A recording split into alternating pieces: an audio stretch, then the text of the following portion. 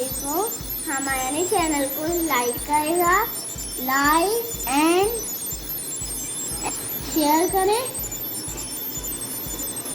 और सब्सक्राइब करें। बिस्मिल्लाहिर्रहमानिर्रहीम। ये है बाब मनाक़िब उस्मान बिन अफ़्फ़ान अबी अम्र अल-क़रशी।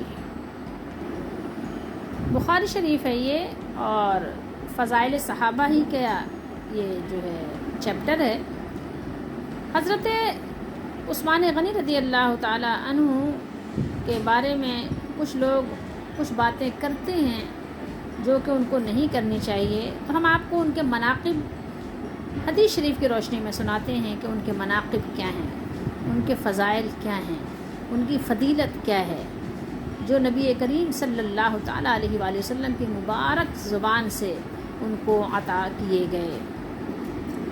हज़रत अबू अमर और उस्मान बिन अफ़्फ़ान अल-क़रशी अमवी रज़ी अल्लाह ताला अन्हु के फ़ज़ाइल का बयान।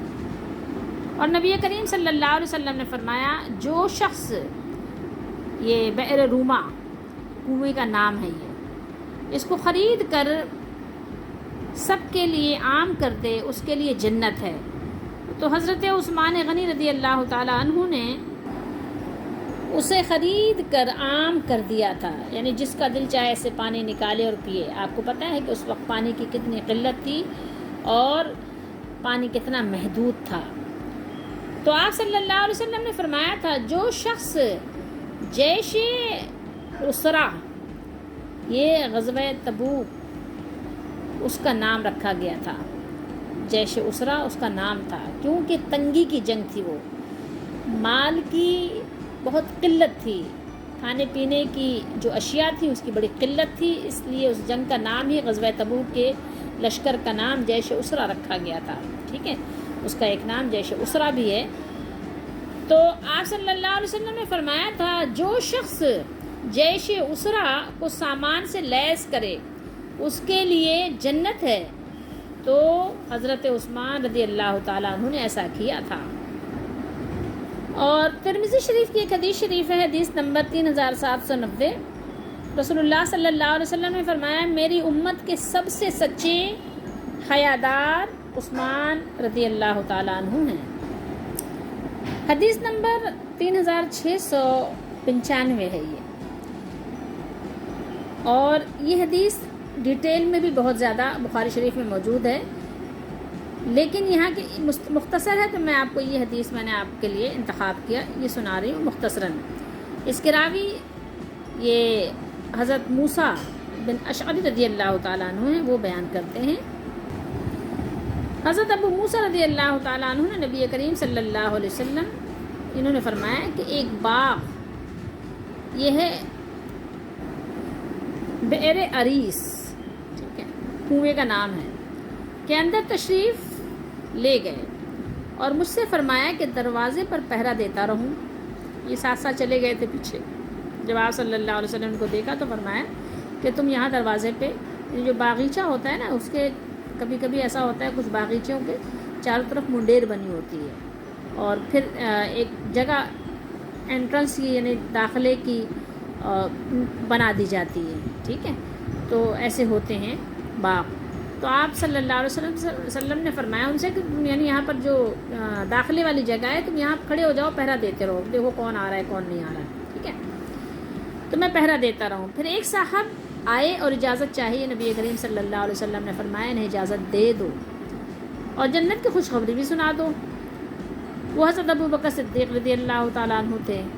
ठीक है, यानी उनको आने की इजाज़त भी दी गई, जन्नत की खुशखबरी भी सुनाई गई। ये कौन है? हज़रत अबू बकर सिद्दीक़।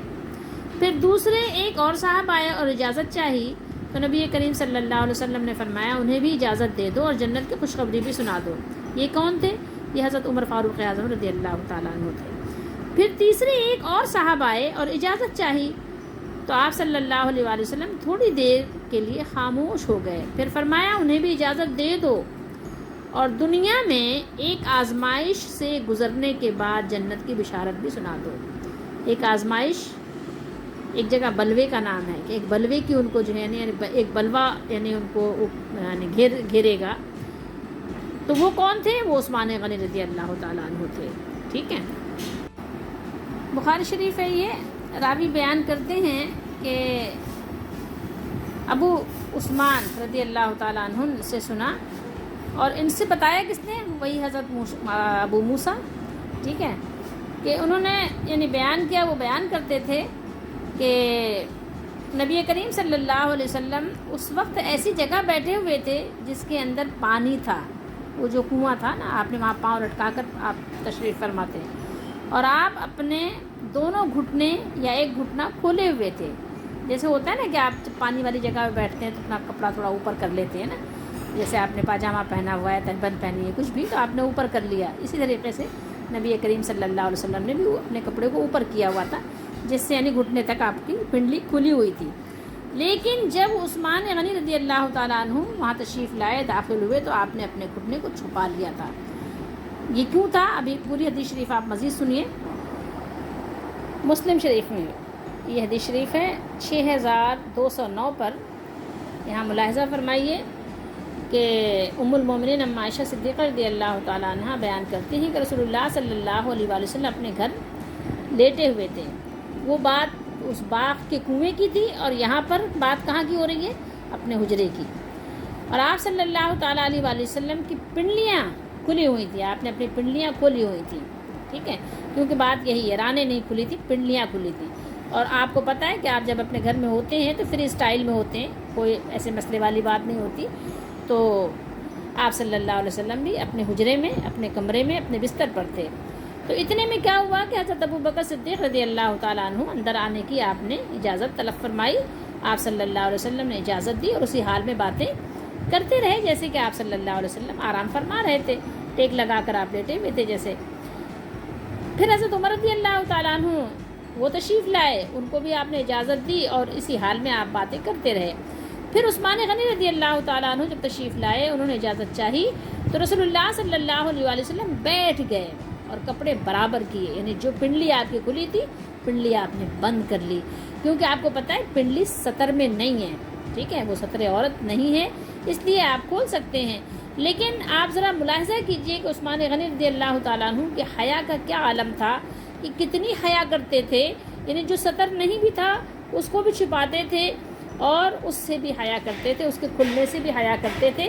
اپنے لیے تو کرتے ہی تھے، کسی اور کا بھی دیکھنا پسند نہیں کرتے، تو اس سے بھی ان کو حیا آتی تھی. آپ اس حدیث سے اندازہ لگا سکتے ہیں. پھر جب وہ آئے اور باتیں کی، ٹھیک ہے، رسول اللہ صلی اللہ علیہ وسلم بیٹھ گئے، کپڑے برابر کر لیے، یعنی بالکل اپنے آپ کو، یعنی بالکل جیسے کہ ہونا چاہیے کہ جسم پورا ڈھپا ہوا، اور ایک ہوتا ہے نا ویل ڈریس، تو اس طرح سے. تو جب وہ چلے گئے تو حضرت ام المومنین ام عائشہ صدیقہ رضی اللہ تعالیٰ عنہ نے کہا کہ ابو بکر آئے، آپ صلی اللہ علیہ وسلم نے کچھ خیال نہ کیا، یعنی اپنے حال پر رہے. پھر عمر رضی اللہ تعالیٰ عنہ آیا، آپ نے کچھ خیال نہ کیا. پھر جب عثمان غنی رضی اللہ تعالیٰ عنہ اور تمام صحابہ یعنی تینوں رضی اللہ تعالیٰ عنہ، تو جب یہ آئے تو آپ صلی اللہ علیہ وسلم بیٹھ بھی گئے، اور آپ صلی اللہ علیہ وسلم نے کپڑے درست کیے. آپ صلی اللہ علیہ وسلم نے جواب میں فرمایا، کیا میں شرم نہ کروں اس شخص سے جس شخص سے فرشتے شرم کرتے ہیں؟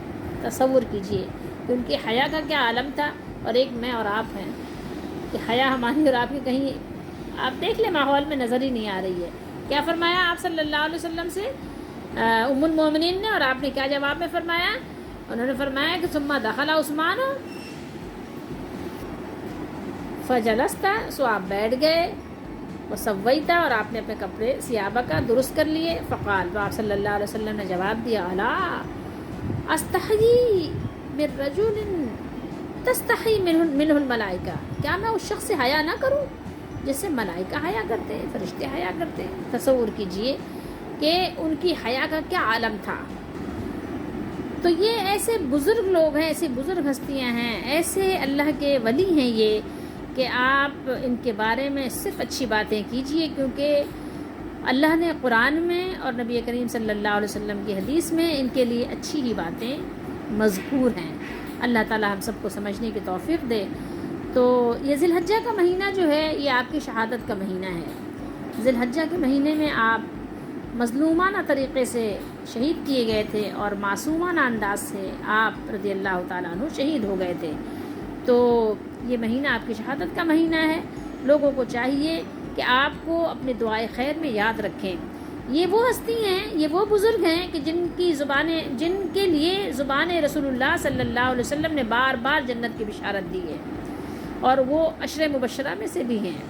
تو اس لیے ہمیں چاہیے کہ یہ بزرگ ہستیاں جو ہیں ان کے لیے اچھا گمان رکھیں، ٹھیک ہے، اچھا عقیدہ رکھیں کہ یہ یقیناً اللہ تعالیٰ کے دربار میں معزز ہیں، محترم ہیں. اور جب آپ اپنے بنائے ہوئے ولیوں کی اتنی تعریف میں رطب اللسان رہتے ہیں تو ان کی بھی کبھی کبھی تعریف کر لیا کریں، ان کے بھی کبھی کبھی تذکرے کر لیا کریں، ان کے واقعات، ان کے حیا آپ بچوں کو سنایا کریں، ان کی سخاوت بچوں کو سنایا کریں، تاکہ ہمارے بچوں کے اندر بھی یہ چیزیں کیا ہوں، وہ نشو و نما ہوں. ہمارے بچوں کے اندر یہ چیزیں جو ہے وہ بھی جنم لیں، ہمارے بچوں کے اندر بھی یہ شوق ذوق پیدا ہو. اللہ تعالیٰ ہم سب کو توفیق دے اور ہماری دستگیری فرمائے.